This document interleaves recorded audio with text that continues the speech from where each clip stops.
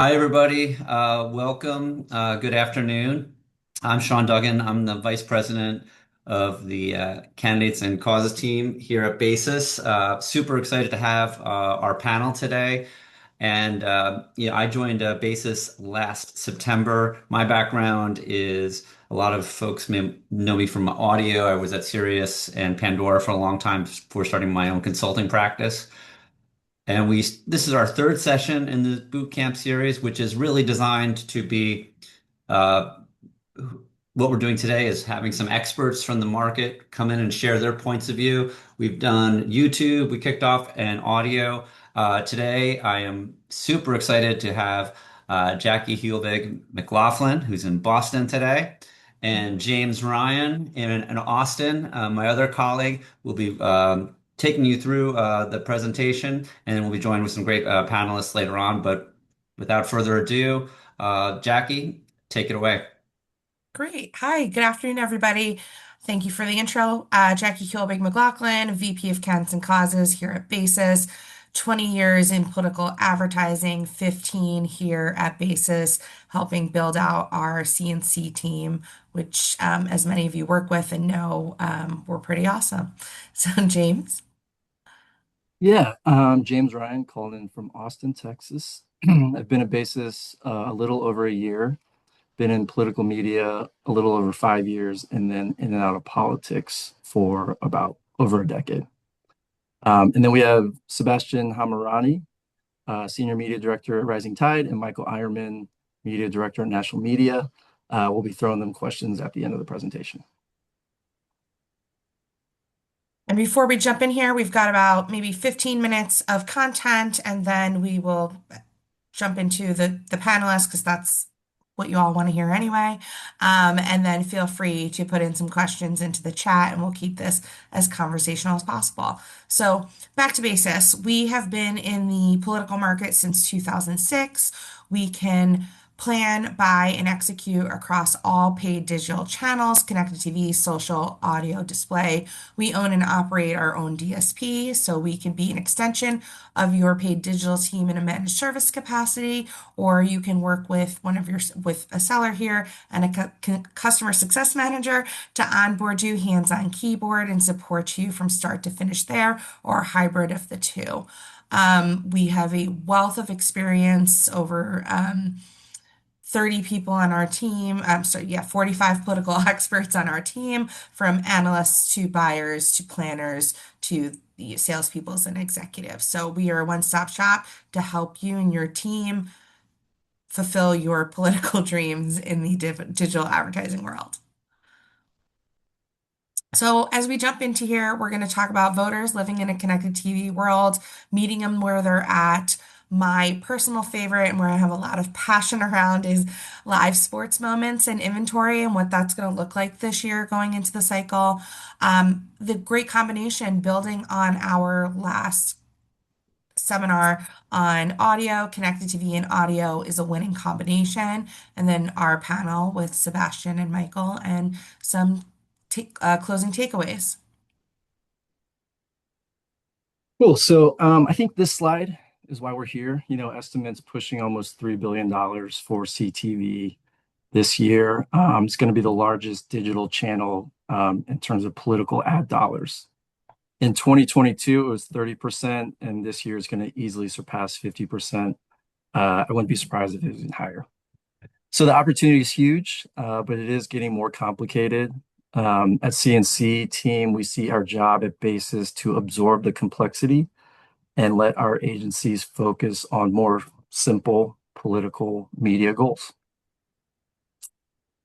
So out in market, talking to customers, monitoring campaigns, we've identified four main pillars for political CTV buying. We have to make it scalable. So you need to have reliable options to scale quickly in a short amount of time. Requires frequency. So political agencies have their own frequency metrics. I know our managed side for brands and agencies have a fear of ad fatigue. I don't think anybody on this group would worry about candidate ID fatigue. Recently, Basis was in a head-to-head with 7 other DSPs for the Texas primaries, and we placed first, largely because of our ability to hit their frequency number. So happy to share that use case upon request. Fragmentation, I mean, the evergreen question in my household is what is Outlander on? I don't know, but I do chase NFL around different apps. So with more options, we have voters spread across more apps and devices. And then we'll touch on this very briefly, just efficiency of protecting our CTV budgets from fraud, invalid traffic, things like that. Also very important. So this isn't news, but it's a solid place to start today's discussion, talking through where voters are consuming content. U.S. households use on average 4 streaming TV services, which I thought was quite a bit. In 2024, we found swing voters to be relatively young, so they were cutting the cord faster relative to linear TV. And then ComScore has a metric called voter receptivity, where voters are 2 times more receptive to political messaging when it's consumed on their preferred media channel. So, whether it's their app that they like, they're more open to the ideas of the campaign. On the right, you'll see Netflix does not take political ad dollars, and then Prime Video also does not take election ad dollars, but it does do causes. So no candidate, no election date, and then they have ad approval, but Basis candidates and causes we serve on Prime Video. So if that's a seat you need, we can check in on that. So while we've identified, the majority of households in the US are streaming, I think we all know broadcast TV still assumes a large lion's share of TV investment in political campaigns. And why is that? Honestly, CTV is just more efficient. So whereas linear relies on very broad demographic targeting, CTV can go first party, third party, political voter file data. In terms of measurement, linear relies on panel estimates that can be weeks or months. And then we all know CTV provides real-time measurement for greater optimization. And then CTV is cheaper. I mean, a final example is at the election primetime slot, where we used to have to drive, placements to broadcast and they're super expensive. That's starting to be reduced. It's starting to fade away with CTV's vast channel selection, the always on inventory. It's reducing the price spikes that we see around election season. So how much are people cutting the cord? Well, left to right, pretty drastic. I mentioned the younger generations being CTV forward, but it should be noted that 66% of viewers 55 and older are also cutting the cord, or at least streaming. In terms of subscription, OTT and YouTube, both leading players, obviously just based on scale. Fast channels, though, are expected to double over the next 5 years. So also a very important tool. Sean had mentioned our bootcamp series. Our first one was actually on YouTube TV, political best practices. So happy to send that on request.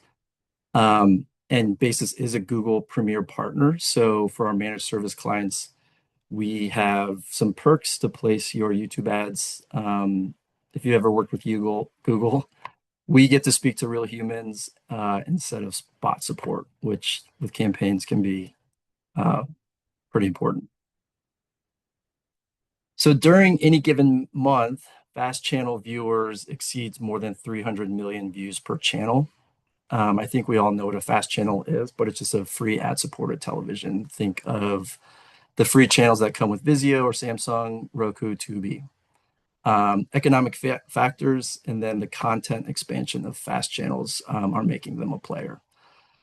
For instance, fast channels now have local reach. They're hosting local news channels. So it kind of gives you that ability to get smaller geos with smaller dollars to place political ads. And then, are there any Savannah Banana fans out there? Me neither, but very popular, and they're on Roku. So fast channels now are absorbing live sports.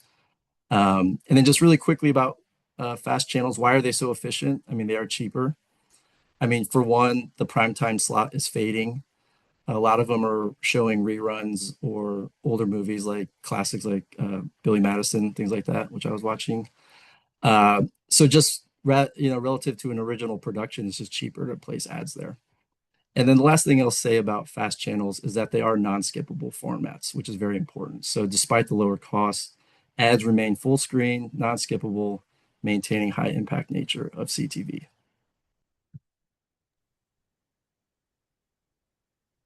Jackie, sorry. Thanks, James. Awesome. Live sports for US elections. So, oh, next slide. Thank you.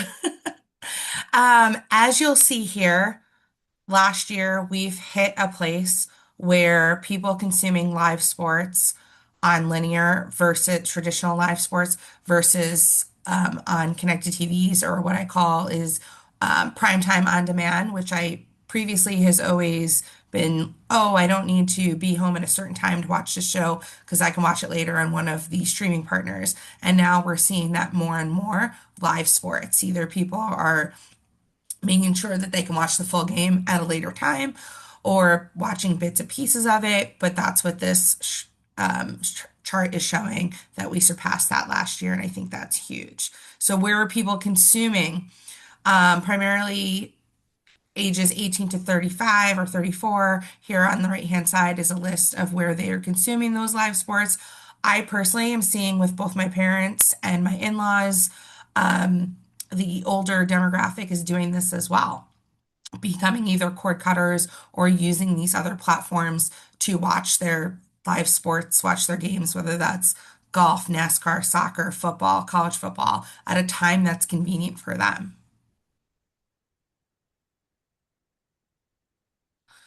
And we want to make sure that we put this together for you. This might be one of my favorite slides, not just because I helped put it together, but I think it was really important that if we're going to talk about reaching voters during live sports and where they are and when is convenient for them, that we all have a list of when these major sporting events are between now and November. Most importantly is that the FINA World Cup is bringing 78 matches to 11 cities. So this summer looking at some of these statewide primaries and getting out that information during those soccer games. And then personally, with the final being in my hometown of Rutherford/East Rutherford, New Jersey at MetLife Stadium, it's a really exciting time in sports. So I think this is a great slide to come back and reference as you're planning. And then to reference back to our last boot camp, if you will, the power of combining connected TV and audio. Our lives have changed since COVID, right? We were in the office 5 days a week, then we were home. Now we're all trickling back to different places and need to be reached during that journey. So using broadcast, whether it's on your commute and then when you're in your office, and then adding that connected TV piece to it, we're seeing a huge rise in numbers. I mean, 81% of added incremental reach when you add connected TV to audio, plus 30% of incremental reach when you add CV audio, the lift on the ROI, giving a 40% ad recall. I mean, that should be extremely exciting to everyone on this call as we're trying to find new and inventive ways to reach voters in a very busy world. So like I mentioned, just with rapid cord cutting, it creates more opportunity, but also more complexity. There's some pretty gnarly industry stats that 1 in 4 impressions are fraudulent. So how do we plan for this? At Basis, we recommend a multi-layered approach. That means pre-bid, post-bid, and tight SPO policy. So Basis partners with multiple pre-bid audits such as Double Verify, IAS, ComScore, Peer 39. We have in-house RTB audits to block MFA sites from the outset of the buy. Post-bid, we partner with Pixelate just to monitor where impressions are and where they're actually available when you place them. And then I don't think this gets talked about enough, but SPO, supply path optimization. How far away from your bid is the supply? And so a general rule of thumb is that a shorter SPO lowers the likelihood of encountering invalid traffic. Basis enforces a max 2-hop policy, so we're shrinking the supply path, thereby shrinking the ability for fraud. And so I would urge all of you, just ask your DSP about what they have in place. We partner with Snowflake if that's something you're interested in. that would give buyers raw, unaggregated data on exactly where your CTV purchases are running. And then this slide, the logos, this is what it's all about. Basis CNC team, we just want to ensure effective CTV ad placement on behalf of your clients. We partner with all major broadcasters, distributors, and exchanges. We pride ourselves on having one of the largest politically approved PMP inventories in the business. For many of you, the number one rule in political media buying is not to have a single dollar after election day. So having politically approved PMPs ready to go, last minute budgets, you have 4 days till election day. We've already taken care of the approval process, saving any delays in the purchase, the execution. So now passing it over to the experts on here, Sebastian and Michael. Sebastian, why don't you just give the 30-second bio, and then Michael, you do the same, and then we will open it up to Q&A. Well, thanks, James. I'm excited to be here and having a conversation with everybody today. I'm Sebastian Hamerani, currently Senior Media Director at Rising Tide, overseeing our media planning and buying teams. Prior to that was a Deputy Director on the Harris campaign for paid media, and have been in the planning and buying space since the 2018 cycle. I'm Michael Ironman, Media Director at National Media. I've been here for 10 years. I started out on our linear buying team when I first started here at National Media. Over time, I've switched over to our digital team and oversee, large clients all the way up from presidential, all the way down to, the dog catcher races. So kind of seen it all. Awesome. Well, I will throw the first question out. I'll start with you, Michael, since you just finished. You maybe keep talking. What is the largest pain point you see when trying to purchase connected TV on behalf of your clients? I mean, it's just the nature of the category. I see for us, oftentimes it's premium vendors are really important for us, but it's getting the ad approvals. We are getting creative day of launch or the day before, barely enough time to get everything together.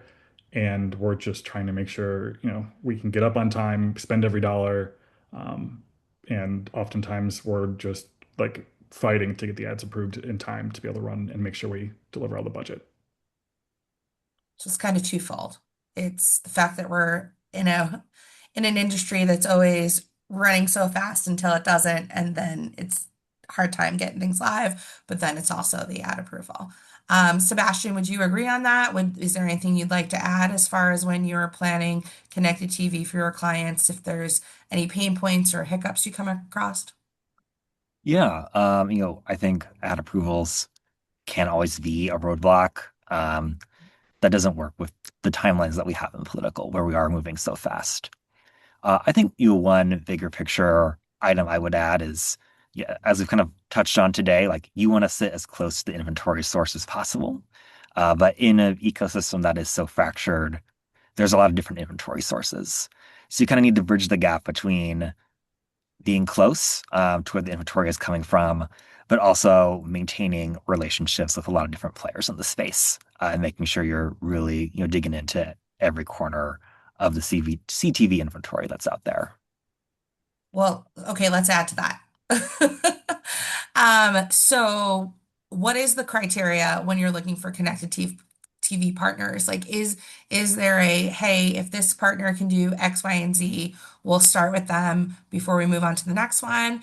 Is there, for every campaign, depending on the budget, a handful of people that you always go to for diversity for your clients, because not everyone has the same inventory? Kind of what does that look like for you? Yeah, so on our end, I think we want to make sure that our buy has a mix of different ways that people might be watching CTV, whether that's a premium subscription service, fast, or maybe something that is kind of a more AVOD channel that sits in between those two. So looking for a blend, maybe working with one or two partners to make sure that wherever an audience member might be consuming their CTV, we do have some coverage in different pockets of the ecosystem. And so let's say a creative gets disapproved by one partner but approved by another, do you just immediately shift all that budget? I know there's time constraints, but, and I'm looking at Michael because I know he's ready for his answer, but Yeah, I think it depends. There are times that maybe we can go a round or two on providing a substantiation doc or something else. But there's other times that we just have to shift to, who can take a creative and run with it. right. Michael, you want to chime in on that two-part question? Yeah, I mean, on the ad approval process, we just had this happen with the campaign where we're going up yesterday and took a while. We sent substantiation. One partner took it, another one didn't. And so the one that didn't, we just moved the budget. Mhm. In political, we don't have the time to sit and wait for everybody to negate every point. When one person takes it, to me, everyone should take it or not take it. We'll just move the budget. We want to make sure we're working with partners that we can rely on and we don't have to babysit and that we don't have to, go 10 rounds back and forth before we go live. Because by that point, we might be midway through the campaign and that we're having to shift budget anyway. So on that point, for the both of you, what is your current POV on reserving connected TV inventory for this cycle? Is that something that is a must-have? You're doing it across partners? Is it depending on a state that you think may run, a state or district that may run out of inventory? Kind of what's the magical potion there for reserving inventory right now? Whoever wants to take it. I can start. So we're definitely considering reserves. It is for us, we're doing it for a number of clients right now, focusing on the ones where we know it's going to be the inventory is going to go first.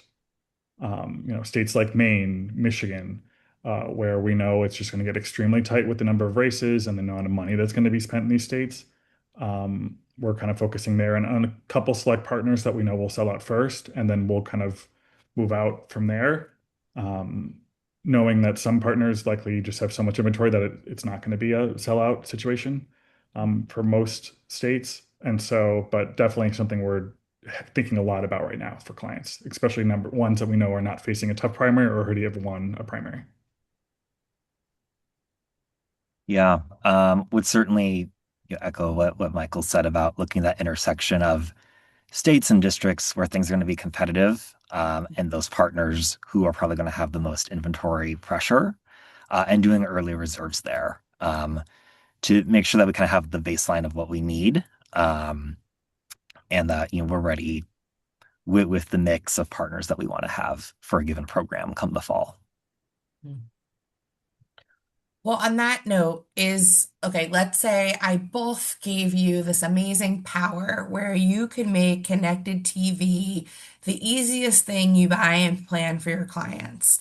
What are a few things that you would change in this vertical, if you will, for political clients?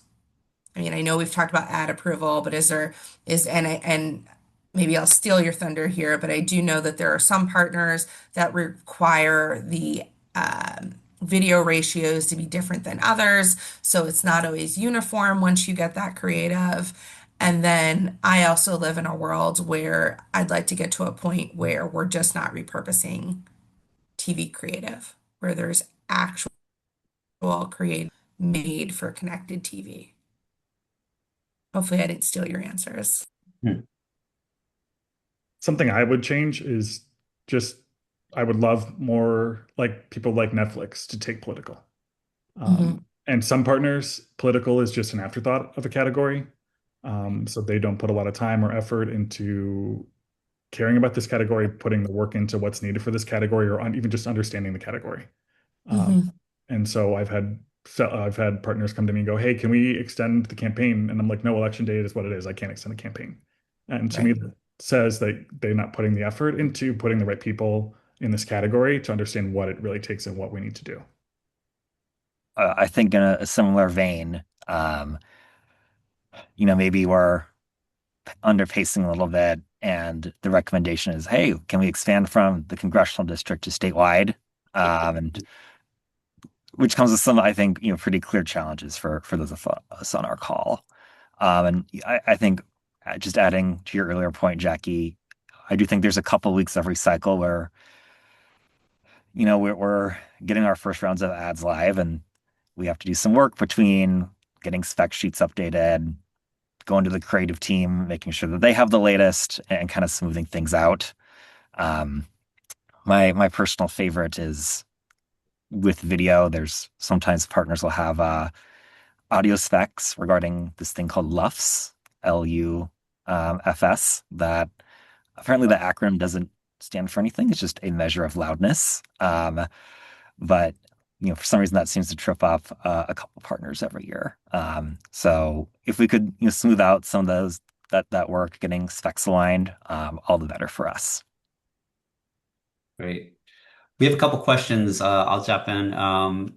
They're both kind of related, but first is, can you share measurement frameworks if there's anything currently missing in the CTV, OTT reporting that's kind of on your wish list that you guys see as a gap? Kind of a follow-up, and can you share setup for measurement where you are, maybe working across multiple partners to kind of like, hey, not be in, I guess, Excel hell of kind of like looking at like 10 different reports. Anything, however you guys want to take it first, whoever wants to jump in there. Yeah, I can jump in first. I think the sophistication of measurement we can bring does vary a bit program by program, but I think a few tools, in our toolbox that we can reach for, if we are looking at a programmatic buy, evaluating, in the DSP, kind of the reach frequency numbers that we're getting back, how that overlaps between, different deals we might be targeting, different partners we might be working with. I think where it gets trickier is, there are times and places where, from a buying perspective, you want to do direct IO. I think if you have a mix of buying pathways, we might be looking at like an ACR dashboard on the back end to get a directional picture of how many people we're reaching, what frequency they're seeing it at. There's a few partners out there who can do some unified like reach and frequency measurement on the back end. I think those tools have gotten better and better over the last 2 years. I'm definitely interested to see, how we can best leverage those this year. I would say a lot of similar to what Sebastian said. We have some tools we're actually building out now. We have a whole team dedicated to that, kind of all of those insights and reporting, all that data, especially around walled gardens. So how are we looking at everything from YouTube and all of our various direct IO CTV partners, Hulu, Roku, et cetera, that we might be working with, and then on the DSP as well. And how do we look at that and look at a unified picture? And so we have some things now where we're able to kind of get a better understanding of how that all looks and how much we actually are reaching our audience and the people we really need to hit in election time, because sometimes it is only a handful of votes that changes an election. And so we want to make sure we're hitting everyone that we need to make sure, we're doing the best for our clients. Awesome. I can jump back in here. So during our prep call with these questions, Michael in particular, you were talking about how important relationships with vendors and strategic partners are because of this race to finish, spend all the money, let's say Labor Day to Election Day. So, Sebastian, I believe you echoed that, but I don't want to steal your thunder, Michael, because you so eloquently phrased it. But can you talk a little bit more about that? And I believe you had an example about why these relationships and staying top of mind are important. Yeah. I mean, for us, we pride ourselves on having these strong relationships with all of the various CTV partners out there, because you never know when I think I used the example of I had someone come to us like the day before the election and go, "Hey, I have $1 million. How can I spend this?"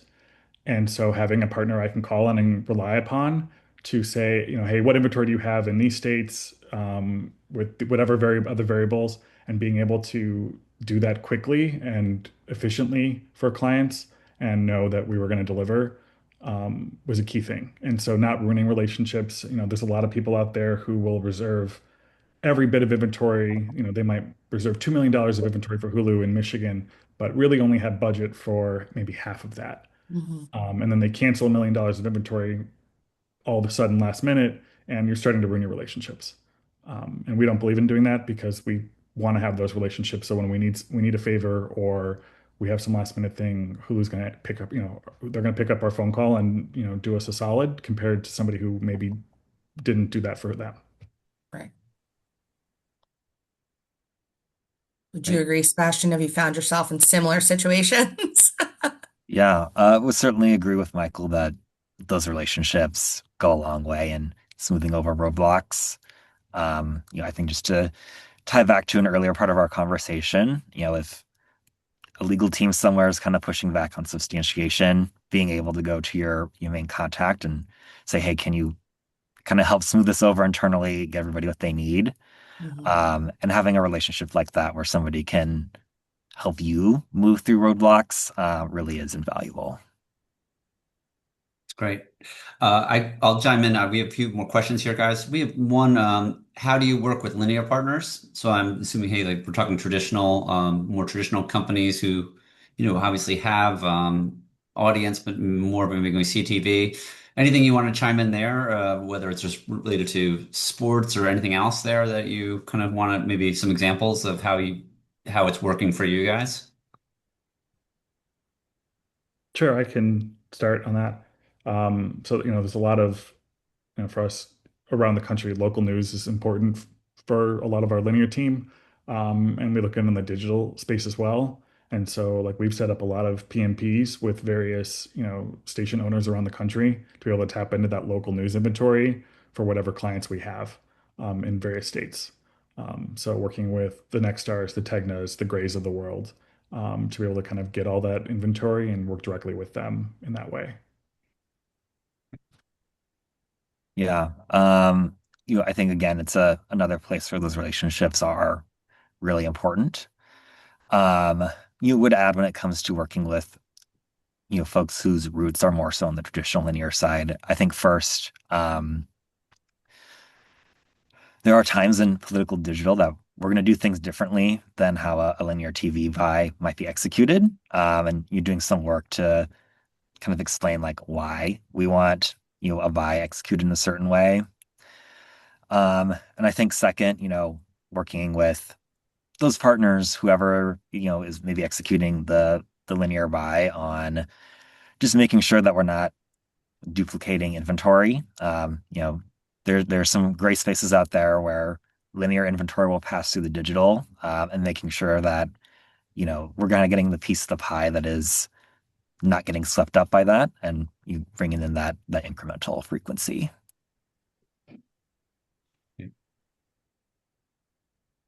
Okay, we got a couple more questions here.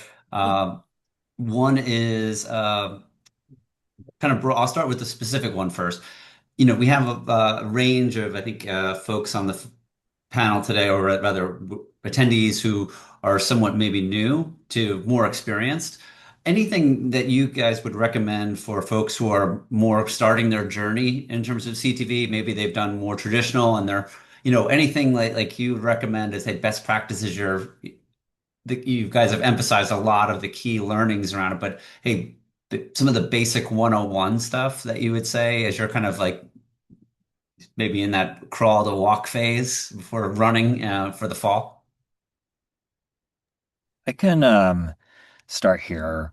I think if I were to kind of reach for a metaphor here, it's a little bit like buying a car. It can maybe look really shiny on the outside, but you don't want to make any decisions until you look under the hood and kind of understand what you're getting. And I think in the CTV space, when you're starting out,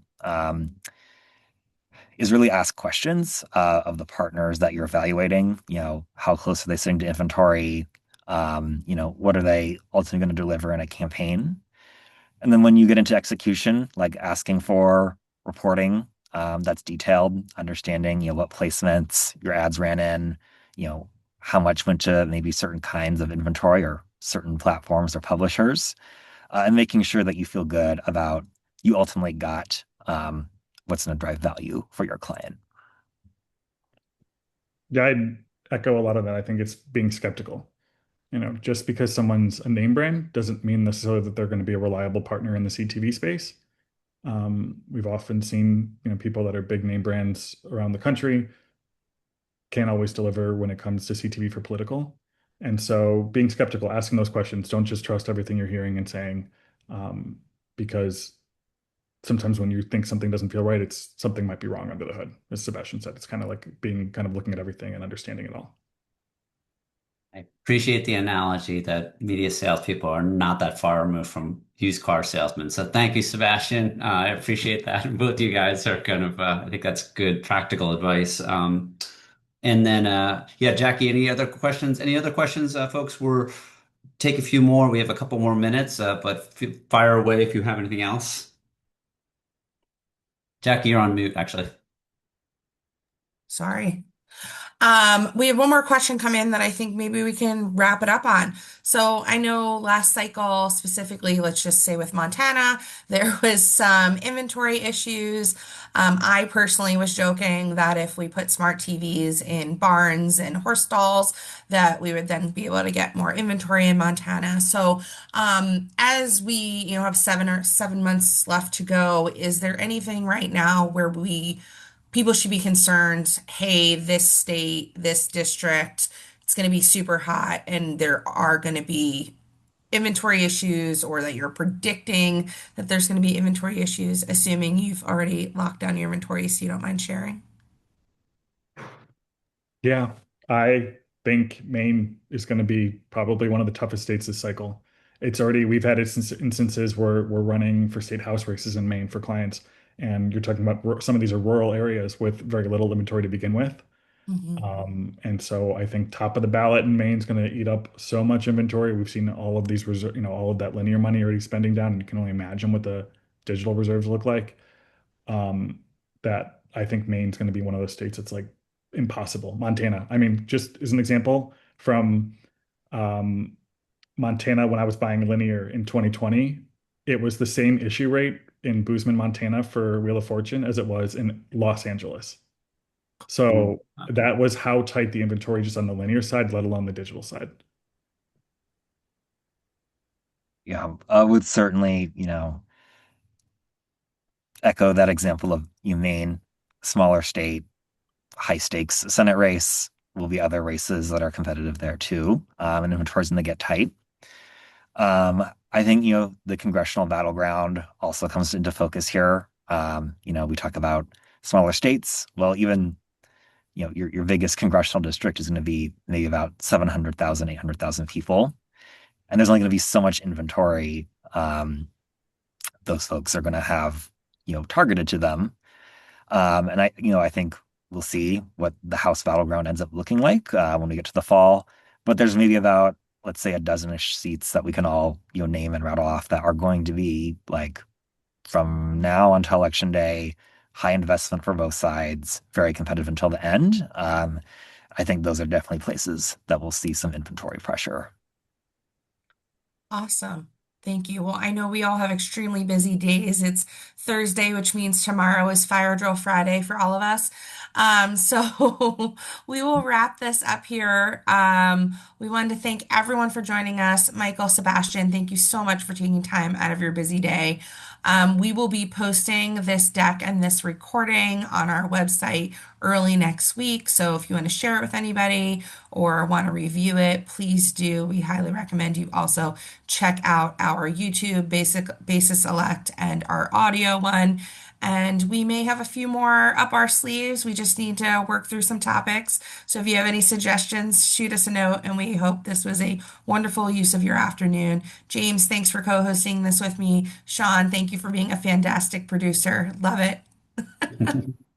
So Thank you. have a wonderful rest of your day and week, everybody. Thanks, Thank you, everybody. Bye, Bye. guys. Thanks, Bye. Michael. Sebastian. See ya.